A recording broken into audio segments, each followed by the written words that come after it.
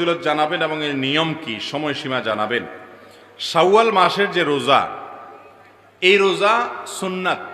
নবী করিম সাল্লাল্লাহু আলাইহি সাল্লাম শাওয়াল মাসে 6টি রোজা রাখার নির্দেশ আমাদেরকে করতেন ওই মাস উপলক্ষে।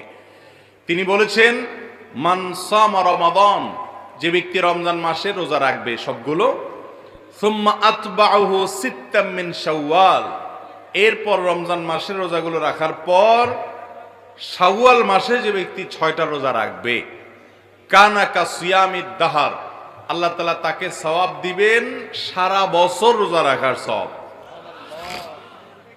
সারা বছর রোজা রাখার সওয়াব কিভাবে হয় এ সম্পর্কে অনেক উলামা ইকরাম, মুহাদ্দিসিন ইকরাম চমৎকার একটা ব্যাখ্যা দিয়েছেন। সেটা হলো, রমাদান মাস ধরেন সর্বোচ্চ 30 দিন হবে পুরা মাস, আর শাওয়ালের 6, 30 আর 6 কয়টা হয়?